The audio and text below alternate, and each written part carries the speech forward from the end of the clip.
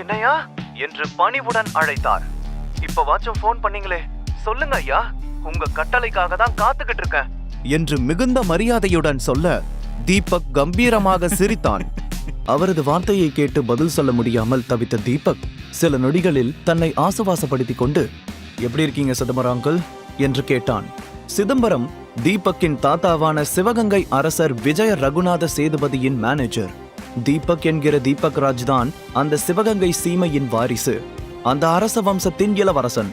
தீபக் சிறு வயதில் சிவகங்கையில் இருக்கும் தன்னுடைய வைர மாளிகை என்ற அரண்மனையில் தான் வளர்ந்தான். அவன் சாப்பிட்டு வளர்ந்ததே தங்கத்தட்டில்தான். அந்த அளவுக்கு ஆடம்பரமாக வாழ்ந்த தீபக் இப்போது ஒரு சாதாரண குடும்பத்தில் வீட்டோடு மாப்பிள்ளையாக இருப்பதற்கும் ஒரு காரணம் இருந்தது. தீபக்கின் தாத்தா தன்னுடைய நண்பரின் பேத்தியான சௌந்தர்யாவை தீபக்கிற்கு திருமணம் செய்து வைக்க முடிவு செய்தார். சௌந்தர்யாவும் தீபக்கும் சிறு வயதிலிருந்தே நண்பர்களாக இருந்தாலும் அவள் மீது அவனுக்கு துளியும் காதல் வரவில்லை. அது மட்டுமல்ல, வேறு சில முக்கியமான காரணங்களும் இருந்தன. தீபக்கின் லட்சியமே வேறு. திருமணம் செய்யும் மனநிலையிலும் அவன் இல்லை. அவன் எவ்வளவோ சொல்லி பார்த்தும் பெரியப்பா பிடிவாதமாக இருக்க வேறு வழியில்லாமல் அந்த இடத்தை விட்டு வந்து விட்டான். அதிலிருந்து இப்போது வரைக்கும் தீபக் தன்னுடைய அரண்மனைக்கு திரும்பி செல்லவில்லை. இப்போது சிதம்பரத்தின் குரலை கேட்டதும் அவனுக்கு அன்றைக்கு நடந்த நிகழ்வுகள் எல்லாம் கண் முன்னால் வந்து சென்றது. தீபக்கின் வார்த்தையை கேட்ட சிதம்பரம் சந்தோஷமான தொனியில், நான் நல்லா இருக்கேன் சின்னையா, நீங்க எப்படி இருக்கீங்க? நீங்க போனதுக்கு அப்புறம் அரண்மனையே வெறிச்சோடி போச்சு. உங்க தாத்தா பெரியவர் சேதுபதி ஐயா தினமும் உங்களை நினைச்சே என்று சொல்லி முடிக்கும் முன்பே தீபக் குறுக்கிட்டு, சிதம்பரம் அங்கிள், நான் இப்போ ஒரு பெரிய பிரச்சனையில மாட்டியிருக்கேன், உங்களோட உதவி தேவை என்று சொன்னான். அதை கேட்டதும் சிதம்பரம் பெருமூச்சு விட்டபடி, தெரியும் சின்னையா, நீங்க இப்போ என்ன சிக்கல்ல இருக்கீங்க, இப்போ எந்த இடத்துல இருக்கீங்க, யாரோட குடும்பத்துல நீங்க வீட்டோட மாப்பிள்ளையா இருக்கீங்கன்னு எல்லாமே எனக்கு தெரியும். உங்க ஒய்ஃப், மாமனார், மாமியார் பத்தின எல்லா டீட்டெயில்ஸும் எங்க கிட்ட இருக்கு என்று சொன்னார். தீபக்கிற்கு அந்த வார்த்தையை கேட்டதும் பயங்கர அதிர்ச்சியாக இருந்தது. அவன் கடந்த 4 வருடங்களாக தனது குடும்பத்தினரிடமிருந்து விலகி இருந்ததாக நினைத்தான். ஆனால் சிதம்பரம் அவனுடைய ஒவ்வொரு அசைவையும் கவனித்துக் கொண்டுதான் இருக்கிறார் என்பது உண்மையிலேயே அவன் எதிர்பார்க்காத ஒன்று. இதெல்லாம் உங்களுக்கு எப்படி தெரியும்னு நான் கேட்க போறதில்ல. எனக்கு என்ன பிரச்சனைன்னு உங்களுக்கு தெரியும்ல, அப்படின்னா உடனே எனக்கு ஒரு 30 லட்சம் வேணும், அனுப்பிவிடுங்க என்று உறுதியான தோணியில் சொன்னான் தீபக். சின்னையா, உங்களுக்கு என்ன ஆச்சு? நீங்க ஒரு ராஜா, நீங்க ஏன் இன்னொருத்தங்களோட வீட்ல வேலைக்கார மாதிரி எச்ச பிளேட்ஸ் எல்லாம் கழுவிட்டு இருக்கீங்க? சிவகங்கையில இருக்கிற உங்களோட சிம்மாசனத்தை விட்டுட்டு நீங்க ஏன் இப்படி கஷ்டப்படுறீங்கன்னு என்னால புரிஞ்சுக்கவே முடியல. எதுக்கு உங்களுக்கு இந்த பிடிவாதம் என்று சிதம்பரம் ஏமாற்றத்துடன் கேட்டார்.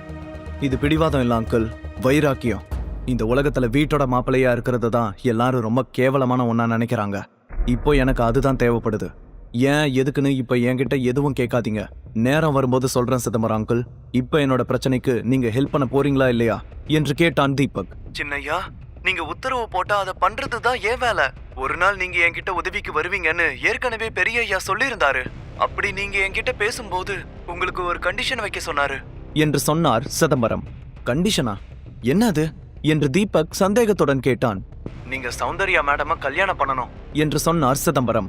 அதை கேட்டு அதிர்ச்சியான தீபக், அங்கிள் நீங்க என்ன பேசுறீங்க? எனக்கு ஏற்கனவே கல்யாணம் ஆயிடுச்சு. அப்புறம் எப்படி என்னால சௌந்தர்யாவை கல்யாணம் பண்ண முடியும்? சான்ஸே இல்ல என்று உறுதியாக சொன்னான். சின்னையா, உங்களுக்கு நடந்திருக்கிற கல்யாணத்தை உங்க குடும்பத்துல யாரும் ஒரு பொருட்டாவே நினைக்கல. அந்த பொண்ணுக்கும் உங்க மேல இஷ்டம் இல்லைன்னு எங்களுக்கு தெரியும் என்று சொன்னவுடன் தீபக் ஒரு நொடி அமைதியானான்.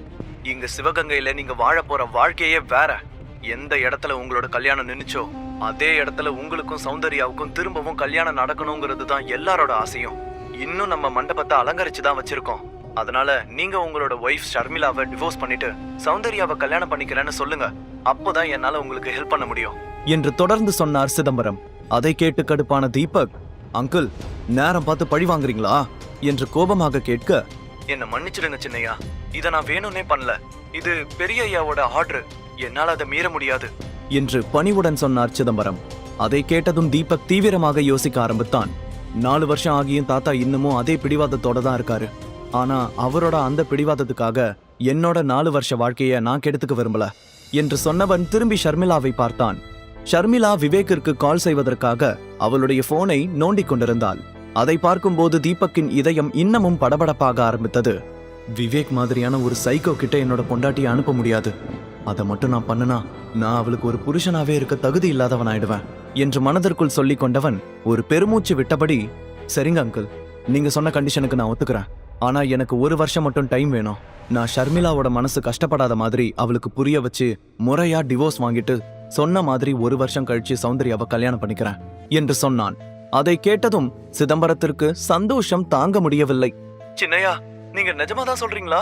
இந்த விஷயத்தை கேட்டா பெரிய ஐயா எவ்வளவு சந்தோஷப்படுவார் தெரியுமா என்று சிரித்து கொண்டே சொன்னார்.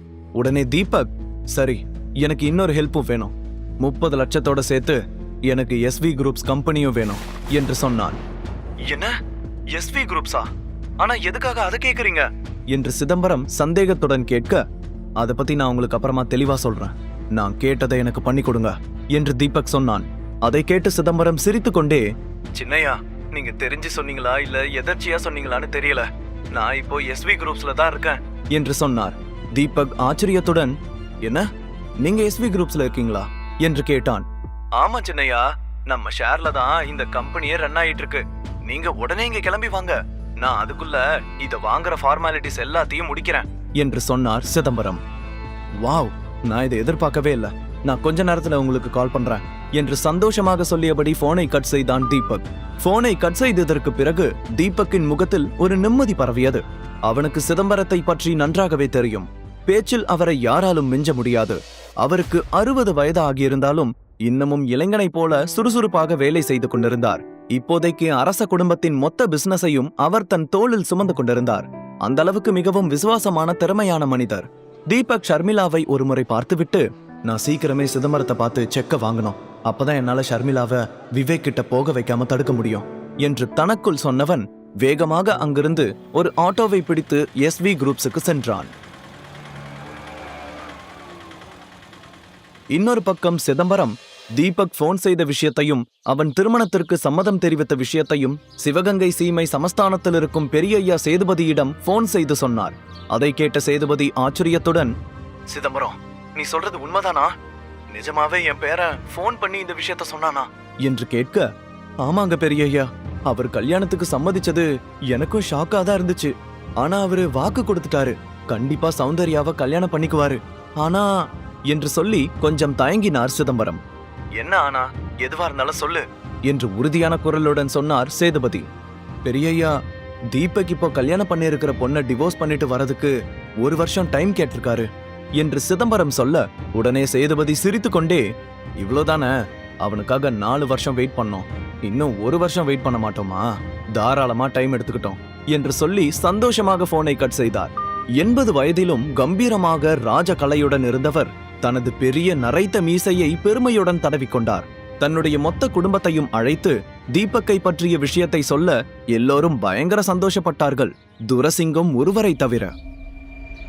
துரைசிங்கம் தீபக்கின் மாமா. தீபக் அரண்மனையை விட்டு சென்ற பிறகு அந்த முழு சொத்தும் தனக்குதான் என்று நினைத்தவர் இப்போது திடீரென அவன் திரும்ப வருவான் என்று சொன்னதும் அந்த அதிர்ச்சியை அவரால் தாங்கிக் கொள்ள முடியவில்லை. ஒருவேளை தீபக் திரும்ப வந்துவிட்டால் தன்னுடைய மொத்த சதிவேலையும் வெளியே தெரிந்துவிடுமோ என்று அவர் பயந்தார். எப்படியாவது அவனை திரும்ப வரவிடாமல் தடுக்க வேண்டும் என்று தீவிரமாக யோசிக்க ஆரம்பித்தார். அப்போது சேதுபதி துரைசிங்கத்தை பார்த்து, என்ன துரை, சந்தோஷம்தானே என்று சொல்லி சிரிக்க, துரைசிங்கம் போலியான புன்னகையுடன், என்ன பெரிய ஐயா, என் மருமகனை பார்த்து 4 வருஷம் ஆச்சு, இப்ப திரும்பி பார்க்க போறோம்னு நினைக்கும் போது சந்தோஷத்துல கையும் ஓடல காலும் ஓடல. இன்னைக்கே கோயில்ல ஸ்பெஷல் பூஜை பண்ண சொல்லிடுறேன் என்று சொன்னார். அதை கேட்டதும் சேதுபதி சிரித்து கொண்டே, சரி, இந்த சந்தோஷமான விஷயத்த நீயே நேர்ல போய் சௌந்தர்யா கிட்ட சொல்லிட்டு வா, அவளுக்கு தெரிஞ்சா ரொம்ப சந்தோஷப்படுவா என்று சொன்னார். உடனே துரைசிங்கம் சரி என்ற தலையை ஆட்டிவிட்டு மனதுக்குள் கோபத்துடன் அந்த இடத்தை விட்டு நகர்ந்தார். அரண்மனையே வெகு நாட்களுக்கு பிறகு உற்சாகத்துடன் மிளர்ந்தது. இன்னொரு பக்கம் தீபக் SV குரூப்ஸ் ஆபீஸுக்கு முன்னால் வந்து நின்றான். தீபக் வந்தது தெரிந்ததும் சிதம்பரம் வேகமாக அந்த பில்டிங்கை விட்டு வெளியே வந்தார். 4 வருடங்கள் கழித்து அவனை பார்த்ததும் சிதம்பரத்தால் அழுகையை கண்ட்ரோல் செய்ய முடியவில்லை. தீபக்கை அவர் தன்னுடைய சொந்த மகனைப் போலவே கருதினார். தீபக் நடந்து வரும்போது ஒரு ராஜா கம்பீரமாக யானை மேலே வருவது போல, அவனை சுற்றி பலர் மலர் தூவுவது போல ஒரு மாயை சிதம்பரத்துக்கு தோன்றியது. வெளி உலகத்திற்கு தீபக் ஒரு சாதாரண மனிதனாக இருந்தாலும் உண்மையில் தீபக் யார், எவ்வளவு 1000 கோடி ரூபாய்களுக்கு அவன் சொந்தக்காரன் என்ற விஷயமெல்லாம் சிதம்பரம் ஒருவருக்கு மட்டும்தான் தெரியும். தீபக் நினைத்தால் கண்ணிமைக்கும் நேரத்தில் SV குரூப்ஸை போல 10 கம்பெனிகளை வாங்க முடியும். சிதம்பரம் அருகில் வந்ததும் தீபக்கை கட்டி பிடித்து, எத்தனை நாளாச்சு உங்களை நேர்ல பார்த்து, இன்னமும் அப்படியேதான் இருக்கீங்க என்று கண்கலங்க சொல்ல, நீங்க கூட என்னவா, இன்னமும் சின்ன பையன் மாதிரி அப்படியே தான் இருக்கீங்க என்று தீபக் சொல்ல சிதம்பரம் வெட்கத்தில் சிரித்தார்.